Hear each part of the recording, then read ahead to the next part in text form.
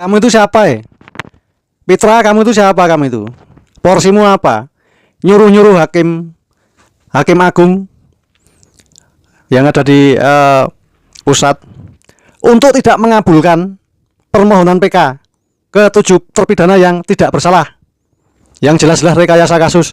Kamu itu siapa? Berani-beraninya nyuruh hakim agung untuk tidak mengabulkan permohonan PK. Kamu itu kan cuma ODGJ toh, gangguan jiwa pekok, sukanya cuma teriak-teriak, nggak berkualitas, nggak bermutu. Masa hakim agung disuruh nolak pengajuan permohonan PK? Inimu itu udah gimana itu? Otakmu itu udah beku. Kamu itu ODGJ, telah nyasik Suroto, Pasren, Rudiana, Gugun, dan lain-lain. Kamu itu biadab, kamu itu, tahu nggak? Nyuruh hakim agung nggak mengabulkan permohonan PK, padahal 7 terpidana jelas korban rekayasa kasus, korban penganiayaan, dan juga korban asal tangkap. Kamu itu siapa? Saya ulangi lagi, kamu itu siapa? Pengacara macam apa kamu itu?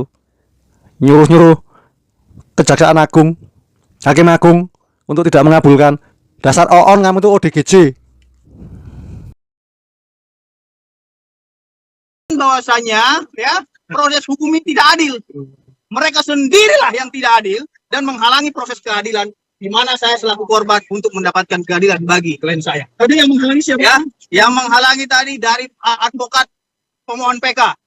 Ya, dia menamakan Kartiko. Ya, dan teman-temannya. Anda lihat sendiri, ini tidak fair dan tidak adil.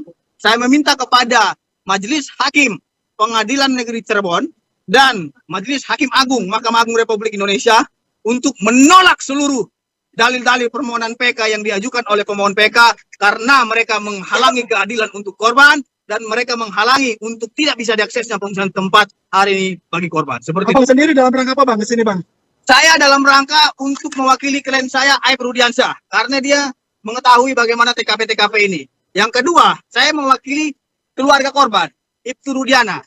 Terus saya mewakili akun Pasren dan Kafi. Hari ini saya tidak bisa mendapatkan akses itu.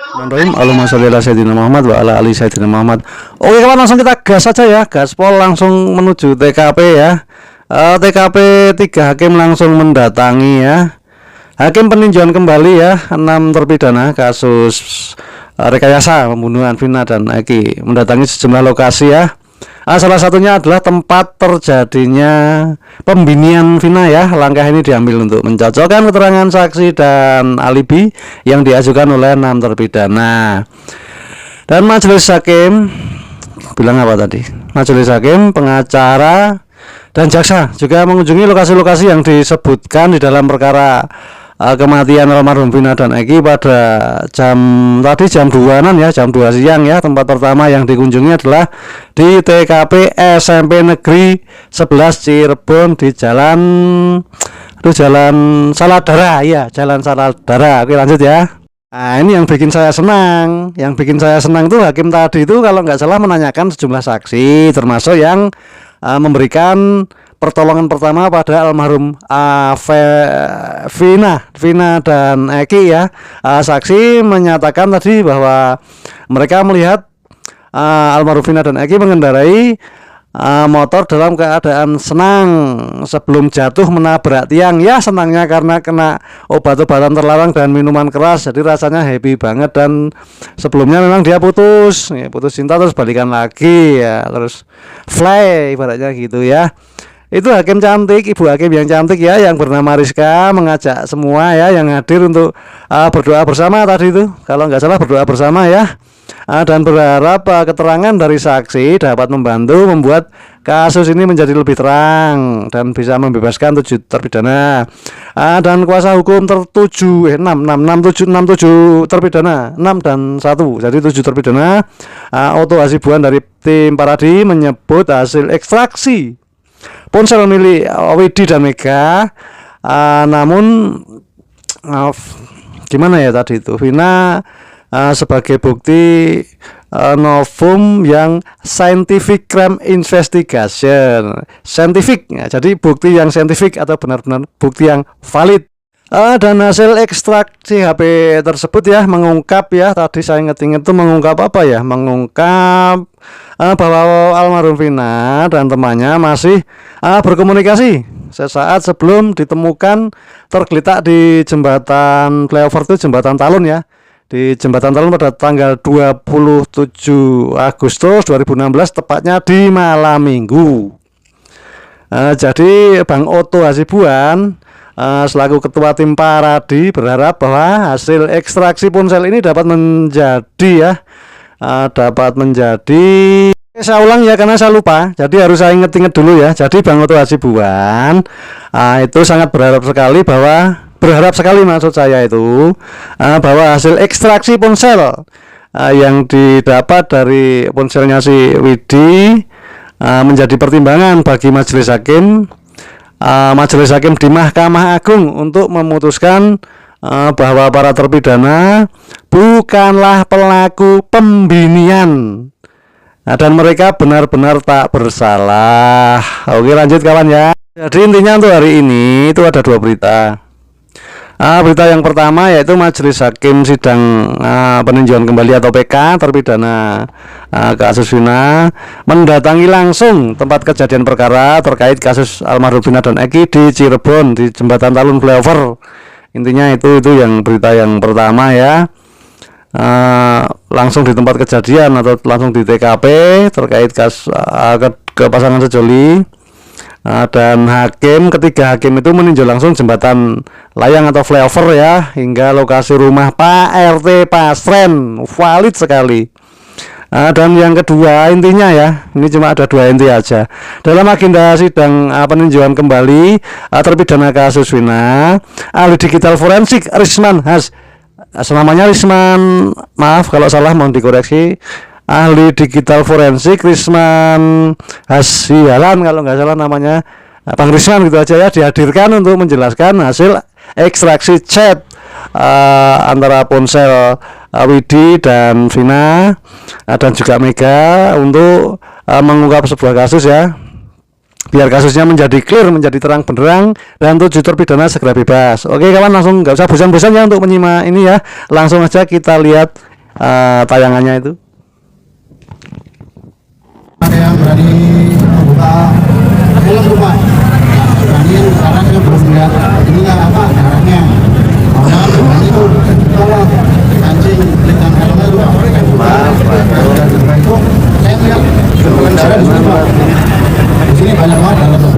Terus saya nggak berani, awalnya saya mau berani buka helm karena saya lihat darah, saya nggak berani. Saya dulu yang di belakang saya tahu tuh yang di belakang saya orang mana nggak tahu, saya bawa darah. Kemudian yang ngangkat mobil rangernya ada di sana atau di sini? Mobil rangernya di seberang. Iya. Oke, kamu ngangkat yang cewek. ada nggak selain itu orang yang ngangkat? Kamu ada nggak? Nggak tahu Yang setelah yang udah berkerumun di sini Pak. kamu tahu nggak yang ngangkat itu suatu waktu itu datang sama Ngangkat nggak? kurang tahu Pak, saya awalnya sih nggak tahu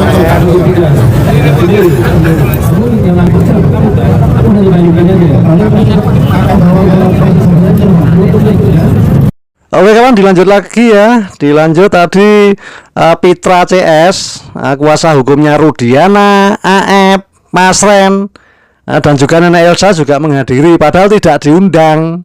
Tapi menghadiri nggak apa-apa, kan bebas. Undangannya bebas, masyarakat umum boleh.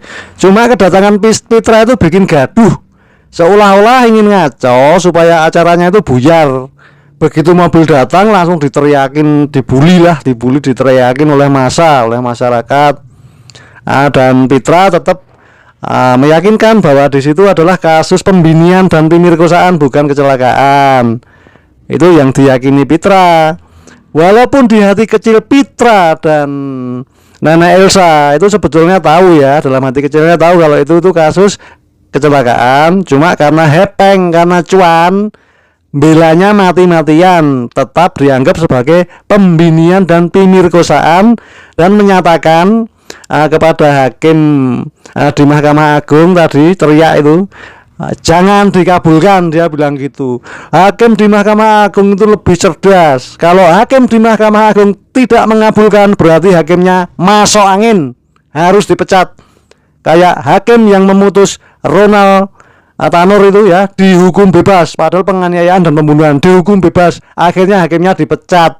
Oke, lanjut kawan. Kami mengaku korban, ya. Kami selaku korban. Saya mewakili ada 4 orang loh, ya. Yang pertama Ibtu Rudiana, yang kedua Aib Rudiansa, yang ketiga Pasren, yang keempat Abdul Kahfi.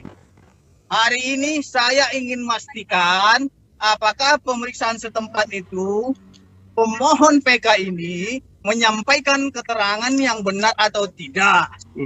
Hari ini teman-teman sendiri sudah lihat bahwasanya kami selaku korban di sini dihalang-halangi dan tidak diperbolehkan untuk menyaksikan pemeriksaan setempat tersebut oleh pemohon PK. Yang bersangkutan menyampaikan bahwasanya dia adalah advokat daripada pemohon PK.